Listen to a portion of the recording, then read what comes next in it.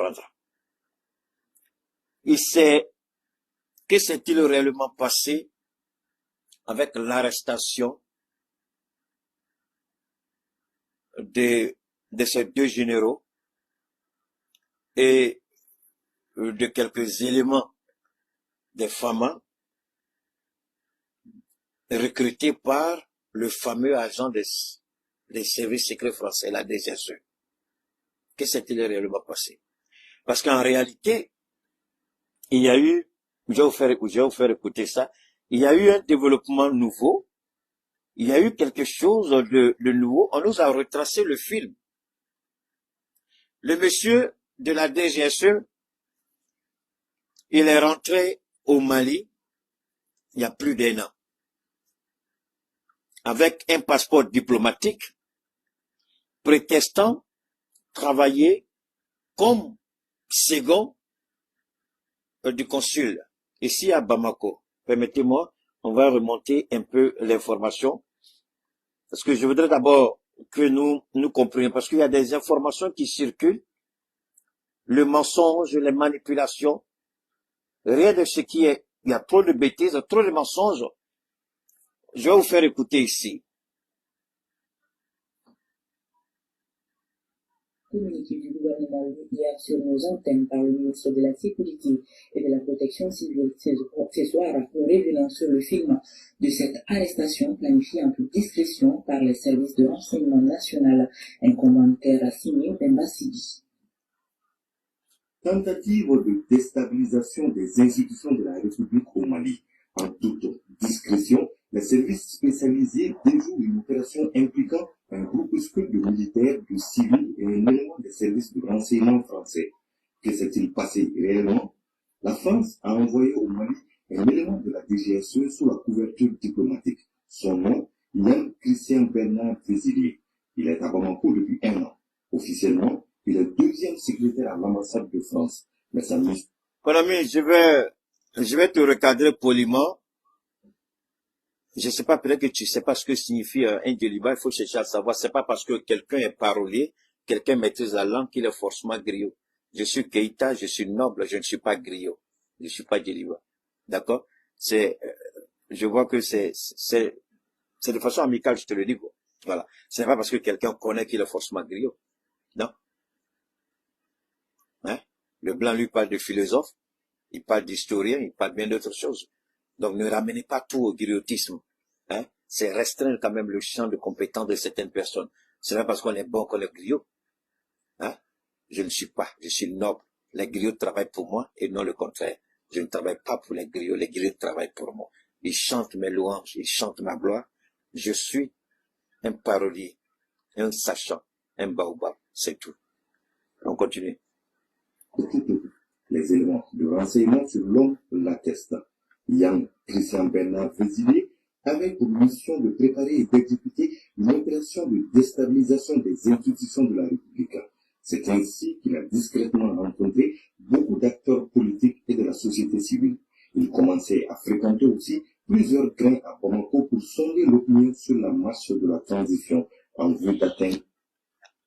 Je vous ai toujours dit que les services de renseignement, les éléments qui sont alloués à ce service-là, on leur apprend à vivre une double vie, une triple vie, une quadruple vie. Ça veut dire quoi?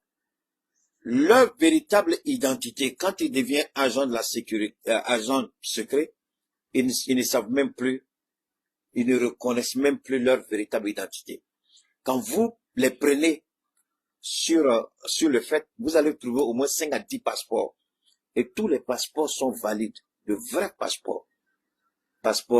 Vous allez trouver des passeports polonais, des passeports espagnols, des passeports congolais, des passeports sierra-léonais, des passeports ghanéens, des passeports maliens, des passeports sud-africains, des passeports nigérians. Vous allez trouver des multitudes, mais tout est vrai. C'est des véritables passeports, et puis authentiques, valides. Il change tellement d'identité que vous ne pouvez plus, lui-même à un moment donné, il ne sait même plus qui il est. Ce monsieur-là, écoutez, on va vous parler, c'est quelqu'un qui est bien connu des services de renseignement français. Il a été décoré. Ses mérites ont été reconnus par l'État français. Donc, c'est un homme d'expérience et de terrain qu'on a envoyé au Mali pour recruter. Et ce recrutement, il devait le faire, mais attention, lui, il était sur le terrain, mais il avait ce qu'on appelle un contact, c'est-à-dire il avait un responsable à qui il rendait compte. Ce responsable était où? Ce responsable n'était pas à Paris. Ce responsable était soit à Abidjan, soit à Bamako, à qui il rendait régulièrement compte de ses activités. Alors, vous voyez, c'est ce pays-là, la France, qui nous a indexés. Non seulement ils ont essayé de fermer au niveau des institutions financières, ils ont essayé de nous empêcher. Ils nous ont fermés avec les institutions financières pour nous empêcher d'avoir des prêts. Ça peut se comprendre quand vous n'avez pas suffisamment de ressources, quand vos moyens de ressources ne sont limités, parce qu'ils se sont arrangés aussi à cela, il faut qu'on le comprenne bien. On nous a limité, pays sahéliens, à seulement récolter l'impôt, les impôts, et puis les taxes, les différentes sortes de taxes. Mais quand vous mettez tout ça ensemble avec le budget de l'État, vous voyez que vous êtes obligé d'aller chercher de l'argent quelque part pour financer vos différents projets. Parce que les taxes et les impôts ne suffisent pas. Quand vous faites votre budget prévisionnel de l'année, vous voyez que vous êtes vraiment très loin de vos objectifs. Donc, il faut aller faire des levées de fonds. Mais tout ça, c'était méticuleusement préparé pour éviter qu'on ait suffisamment d'argent dans notre caisse. Il faut qu'on soit toujours en manque pour aller demander. Et comme ils le savent, c'est eux qui ont mis le système en place, ils ont commencé à nous torpiller auprès des institutions financières pour nous empêcher d'avoir l'argent. Et ensuite, je vous explique quelque chose que les politiciens français eux-mêmes auront du mal à se réveiller quand ils vont entendre ce que je suis en train de vous dire. Je suis en train de vous parler d'un système mis en place pour nous voler et nous piller. Faisons beaucoup attention. Quand je parle, je vous en prie, écoutez, c'est pas les bâtards moutons là, que Babou appelle les moutons, qui ne comprennent rien à rien. Ce que nous disons ici, c'est hautement intelligible. Je vous en prie, écoutez bien. Ceux qui ont mis le système en place ont contraint nos États à vivre ainsi, en dépendance économique, en dépendance monétaire, en dépendance financière. Il faut toujours aller lever des fonds sur les marchés publics ou aller auprès des institutions financières pour demander des prêts. Et comme ils savent que c'est comme ça, les mêmes institutions où nous allons pour lever des fonds, ou quand nous allons vers les institutions pour demander des prêts, c'est eux qui demandent à ces institutions-là de ne pas nous donner l'argent. Ou du moins, pour avoir accès à ce prêt, ils imposent des conditions. Vous êtes au courant de tout ça. Ils imposent des conditions. Et si vous acceptez ces conditions, c'est fini pour vous. Si vous refusez ces conditions, qu'est-ce qu'ils font? Ils ont une deuxième arme. Maintenant, puisque dans les consuls et au niveau des consulats, autant pour moi, je vous ai toujours dit que la plupart des consuls sont des agents des services secrets. J'ai toujours dit ça ici, c'est pas nouveau. Ceci ne vient que confirmer ce que j'ai toujours dit. J'ai dit, la plupart même des ONG que eux-mêmes ils financent, les responsables de ces ONG sont des agents des services de renseignement. USAID a démontré.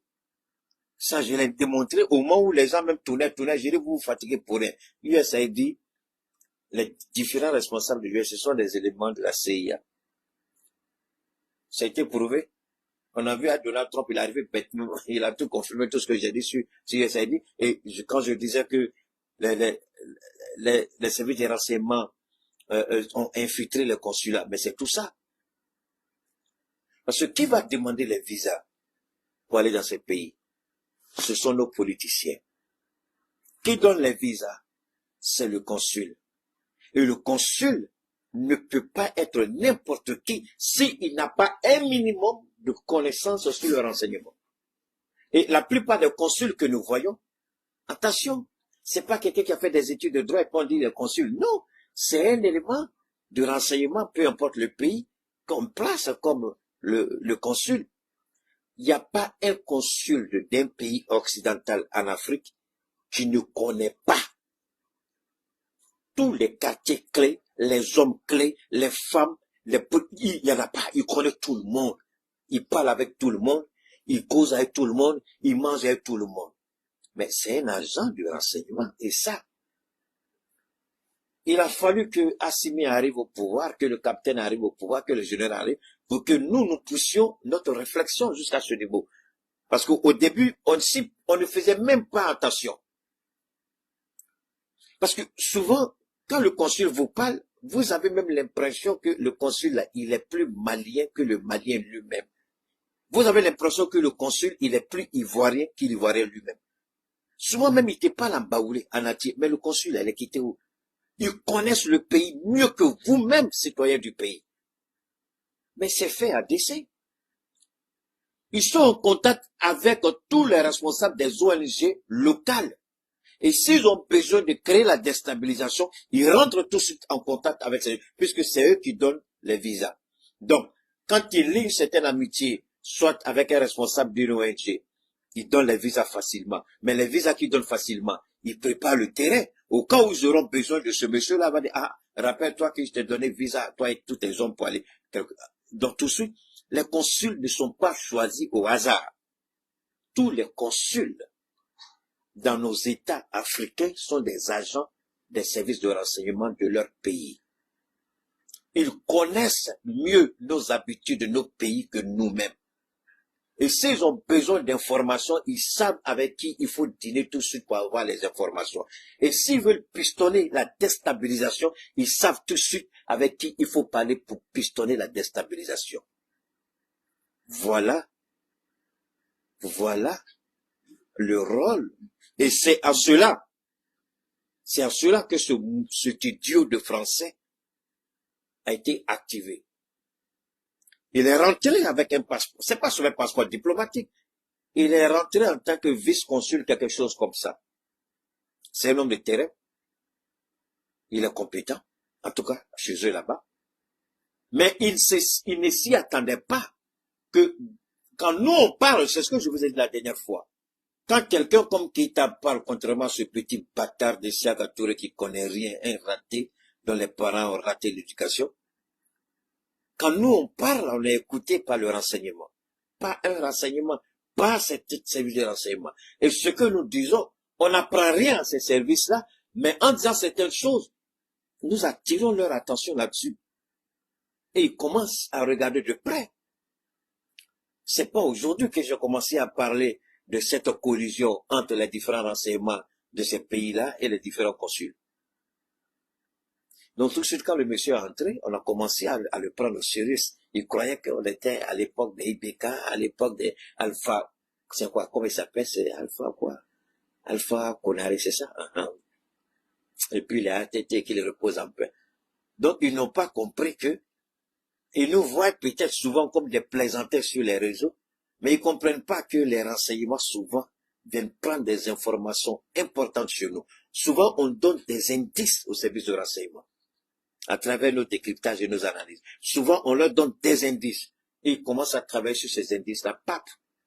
Ils mettent la main sur ce qu'ils... C'est tout. Et quand les bâtards ne comprennent pas, vidéoman, des fois, des dangadins, d'Antolida, Kasa, vidéoman, des dangadins, tu peux être comme moi.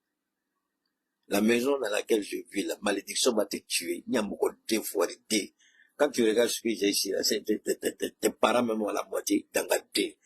On continue notre direct. Donc, quand vous regardez les services de renseignement aujourd'hui, ils sont très alertes sur les histoires dans les différents consuls au sein de l'AES. Et le monsieur, lui, ne savait pas. Une des qualités des services de renseignement, c'est la patience. Une des qualités des services de renseignement, je le répète, c'est la patience. On a pris le temps de pister le monsieur pendant plus d'1 an, suivre ses déplacements, avec qui il parle. Suffisamment d'éléments ont été récoltés, et voilà ce que cela donne. L'objectif ultime recherché, l'agent de la DGSE française devait compter surtout sur certains officiers, sous-officiers et même des militaires radiés des rangs de l'armée. Peine perdue. Les services spécialisés veillent au grain. Tout le mouvement était surveillé comme du lait sur le feu. Début août, les arrestations commencent. Et c'est jusqu'au samedi 9 août 2025 qu'une note d'information tendancieusement élaborée circule sur des groupes WhatsApp annonçant l'arrestation du général de brigade Mema Sagara. La suite est connue. Les médias français entrent dans la danse en relayant en boucle l'information avec des éléments de langage comme général populaire, des militaires proches de tel ou tel, etc. Et tenez, ces médias français ont même Effectivement, c'est vrai. Je vous ai parlé des groupes WhatsApp. Vous vous rappelez? Le film de l'arrestation est venu après. Mais je vous ai parlé des groupes WhatsApp. En quoi je vous ai parlé des groupes WhatsApp. Comment certains groupes WhatsApp sont nuisibles. Moi, je voudrais demander au procureur de la cybercriminalité, il contrôle sérieusement les activités sur TikTok, parce qu'il y a beaucoup de dépravation. La prostitution sur TikTok, vous allez, c'est pas possible. Il y a des choses, et Dieu merci, je suis pas fan de TikTok. Quand bien même que les gens me disent, monsieur TikTok, je suis pas fan, et mes choses, enfin, les véritables vidéomans, ils prennent et puis ils mettent là-bas. Mais TikTok est une arme dangereuse, c'est la dépravation par excellence, TikTok. Il y a des choses là-bas, c'est pas possible, ça dépasse votre entendement. Les gens ont transformé TikTok en autre chose, mais laissons le procureur gérer ça. Je voudrais demander au procureur, en plus de TikTok, de commencer à regarder les groupes WhatsApp. Moi, j'ai reçu le même message. J'ai reçu le même message où les gens vantaient. Il y a un, c'était même Yérim, Bokoum Yérim, je sais même pas s'il est au Mali. Parce que moi, je voudrais bien, il est celui qui a communiqué beaucoup sur le monsieur là. Et s'il est au Mali, il a qu'à l'appeler lui demander. Parce que peut-être il y a des choses qu'il sait qu'on ne sait pas. Sur le général. Ce sont ces bêtises-là qui venaient. Moi, quand ça vient dans ma boîte, je supprime, ça vient. Mais comme vous ne pouvez pas tout le temps vous mettre en supprimer, ça vient et puis je regarde. Ils ont dit effectivement, on présentait l'homme. J'ai dit, mais attendez, moi c'est ma première. Et puis vous voyez, tout ce qui est en train d'être dit, c'est dans le groupe WhatsApp. Ces histoires de WhatsApp promotion, WhatsApp ceci, WhatsApp famille, WhatsApp amis de classe, WhatsApp en affaire, c'est des bêtises comme ça là. Et même c'est dans ce même groupe WhatsApp là. Mali, vous êtes dangereux. L'ago qui chicotait avec son gars jusqu'à ils se sont perdus. Et puis elle s'est mariée. Et puis ils se retournent à faire de WhatsApp là. Il faut un rattrapage dans le dos du mari. Le mari est copifié. Ta copine est kata. Qui chante la même? Elle est gaou, ma copine est kata. Elle est gaou, ma copine est kata. Le petit qui le repose en paix, son nom m'échappe. Ma copine est kata. C'est lui-même qui a encouragé, enfin, qui animait beaucoup Gbagbo Laurent. Merci. Est-ce qu'il est merci? Ta copine est kata. Dans le groupe WhatsApp, là, les gens chicotent les épouses des gens. Mais il faut pas leur en vouloir, c'est ce qu'elle veut. C'est ce qu'elle veut. Sinon, qui l'a attaché? Si c'est pas force, là, elle va lui dire, on m'a violé. Elle chicote, elle rentre à la maison, elle n'a rien fait. Parce qu'il y a son petit copain de l'université, ou bien du lycée, tout. Affaire de WhatsApp, là. Non,